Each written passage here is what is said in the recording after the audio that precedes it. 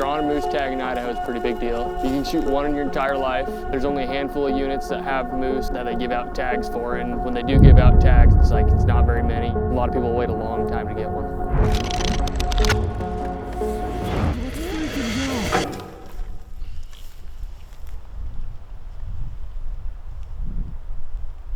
I came from the mud, there's dirt on my hands. Strong like a tree, there's roots where I stand. Oh, I've been running from the law. Hope they won't shoot me down soon.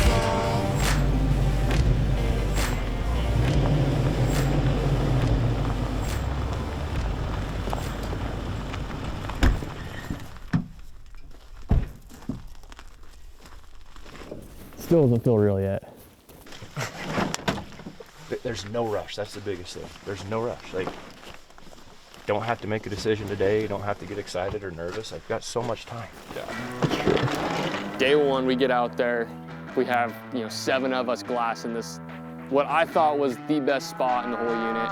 So where I'd seen a great bull. Buddy I knew that was elk hunting it had seen the same bull. I was pretty confident he was going to be in there. We were going to roll up there and we were going to shoot him and get out of there. I've seen the most moose here out of anywhere else, so we're gonna try and see what we can turn up. Moose are weird, man. They just wander around everywhere. I've literally seen them in every part of this area, so we want to really pick it apart, and then just hoping to find a good, just you look at it, you're like, oh yeah, that's a bull moose, dude. I've had nightmares about shooting a little moose. We glassed that out for 4 or 5 hours and did not see a moose. Saw a ton of elk, ton of deer, not a moose. He's wide. That was like a punch in the face right off the bat. Oh, here we go. This is gonna be a real hunt. This isn't gonna be just to drive up there, find one and shoot it and come home. It's about to get real. Glassed out that spot this morning, didn't see any moose. So we just split up. They're gonna go that way, we're gonna go this way. And we're gonna see if we can turn anything up just off the road. And then we might hike into some stuff tonight and see what we can pull up. Cold like 0 degrees. I'm out the cage, gotta let out the beast. Revolutionary, gotta let out the streets. Locked in the cage, I'ma let out the wake up, get out the sheets. There's a good spot over there that I wanna go look at. Take the west side, take on the east. I'ma put them in the cage, never let out the Nothing we want to pull the trigger on quite yet, but a couple bucks down there. There's elk over there. We're seeing lots of stuff. It's gorgeous up here, so that's been cool. But let's see if we can't find a nice bull to step out of here somewhere. Day 2. Yesterday we kind of tore this place apart. Glassed here in the morning, then we went and drove around, checked out a bunch of meadows, a bunch of willow stuff, did some calling. My dad and Fowler, they found 2 smaller, decent bulls. We also did death march up to the top of this ridge, looked over the back, didn't see anything in here, so we're doing a quick little just glassing session here this morning, and then we're gonna go probably split off into 3 groups and start trying to cover some ground. Yeah, I was hoping something would be in this little one of these pockets this morning, but they are not here like they were in the summer. Ah! Those valleys we were in yesterday, Alex, those would be good to go look at again. There's some roads that shoot up to the top of that, and then you could go up to where the road kind of ends at. And then there's a really good logging road. You can kind of just walk a couple hundred yards down. You can see the whole thing really good. I'll end up coming around and then come back down where we all met yesterday. I'll come over Porcupine Pass and come back down through. Day 2, I was pretty frustrated. The hardest part about this was all the freaking cows everywhere. You look 4 miles away and you're like, dude, there's a freaking bull on that mountain. It's gotta be. Dude, it's totally moose.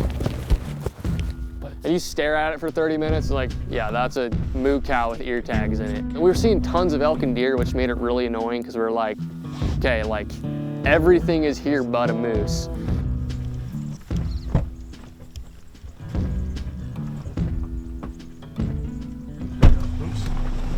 Hey, can you draw a better unit?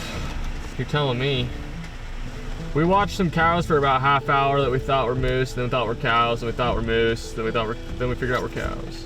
Grant texted me and said they were talking to some people, said there's a nice bull hanging out by Chin Creek, so they're checking that out. That was another spot the guy said. We said it's really thick. Yeah. There's another spot I was thinking of, like, you know where you guys are at Moose Creek.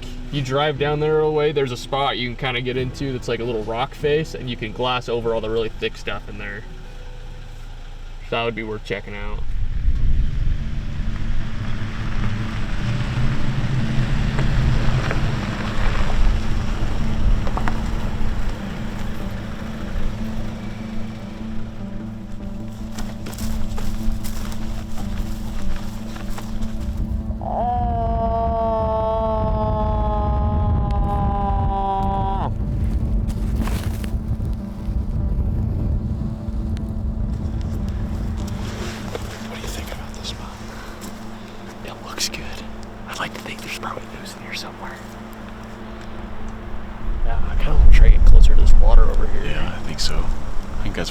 Especially being warm. If they're in here, I figured that's, yeah. Yeah. We'll loop this out and then haul ass up top of that mountain up there and see what we can see this evening. Yeah, because it's what? 3:30? Yeah. How long does it take to get up? Hour? I don't know. I'm kind of thinking an hour, but I think it'll be less than an hour. Yeah. That's what I have in my head right now. Yeah. We'll see what the water looks like. Yeah.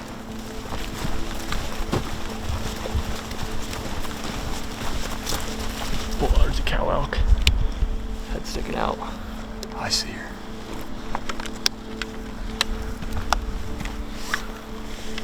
By the end of day 2, we had seen like 1 dinky bull, and like the groups kind of spread out, and I think we were up to like 2 or 3 like kind of just dinky bulls we had found, and that was like the only moose we had seen. Pretty dinkies, unfortunately. I was frustrated. I was not feeling it. But I was kind of like, yeah, like, what are you gonna do? Like, you can kind of be mad about it or you can do something about it. So we just kind of kept going at it.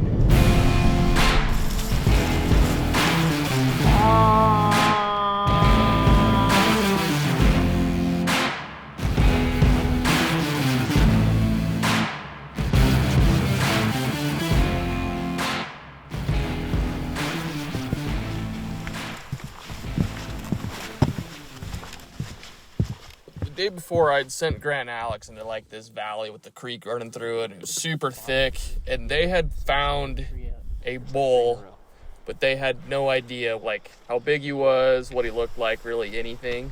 Hauled over there and ended up meeting up with them to try and glass that guy back up.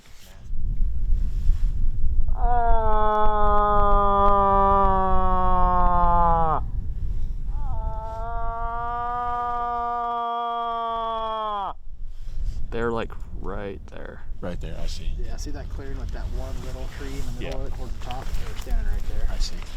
Well, I think we sit here for a sec and see what happens, and then we can make a move. I think we could totally loop this stuff and find him. I'd love to call bull one, that'd be cool. No, he's decent, Kaden. He's decent, but I don't know, he's not big. He's got some nice fronts and some nice satellites. Yeah, he's not bad at all, actually.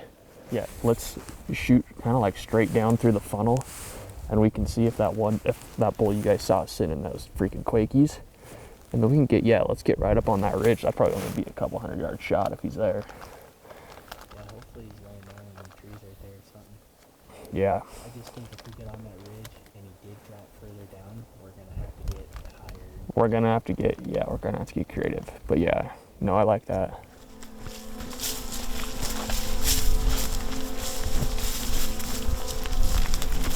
Is that the pine tree? Farther? That's it. Just these Quakies right here.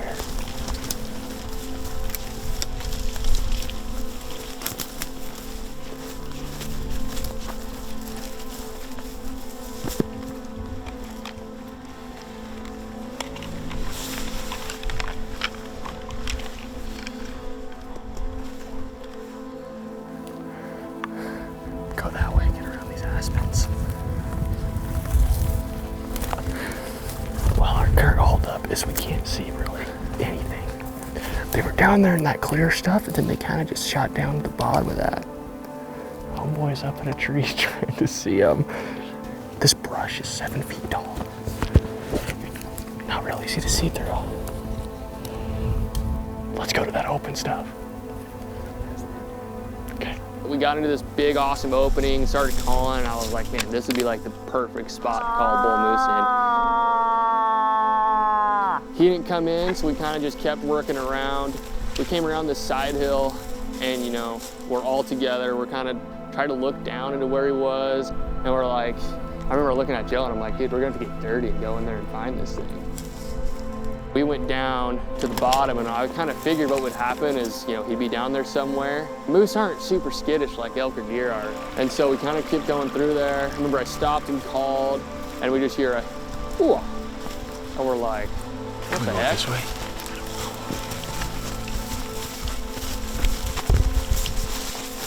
I see you right there. The bull's just sitting there, like probably 60, 70 yards from us. We kind of were thinking like, yeah, let's chase him. Like, I didn't think he'd go very far, and he would just stop and look back at us, and if he was good, you know, make a split-second decision and shoot him, hopefully. And he was a little faster than us.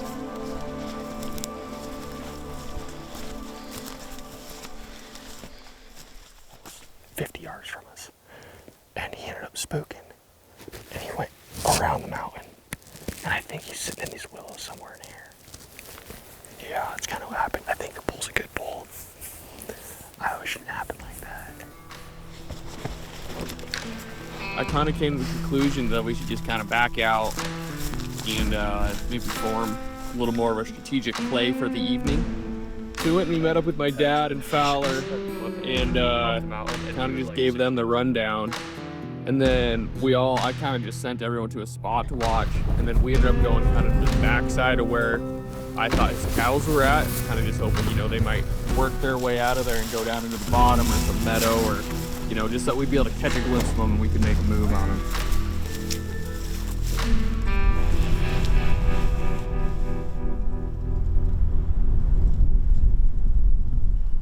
We were seeing elk around us and hearing them bugle like crazy, which was cool, but, you know, I hadn't seen a moose. So I'm kind of walking around this field, you know, trying to see if there's a little corner I can peek around and see if there's a moose anywhere. I kind of look up in the direction where we'd seen that bull come out of earlier. I just caught a glimpse of something moving through there. And over the camera guys, and I was like, we gotta go. He was kind of moving in that direction towards that pond we had seen earlier in the day and that big meadow on the bottom.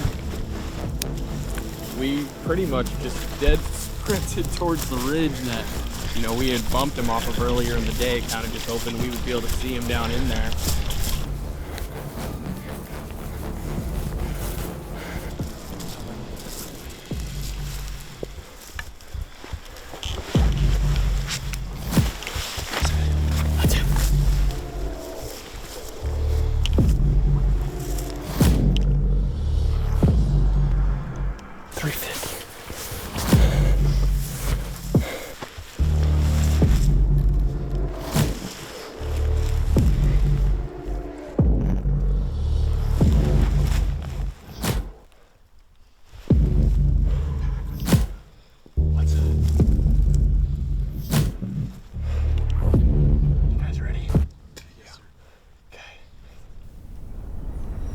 First shot, sent it. I looked back at Joe and I was like, dude, is he hit? He's like, I don't know, shoot again. Look, I can't tell. Hit him again, hit him again. Where is he?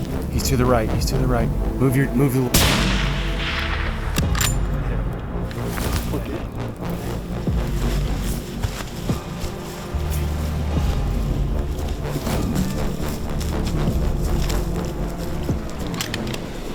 I turned around like, you guys see him? Like, what just happened? Shot felt good. We didn't really know if he was dead or not. Like, we didn't know if we'd killed him. I didn't even know if I hit him, but I felt really good about both my shots. I was like, there's no way, I didn't hit him on either of those shots.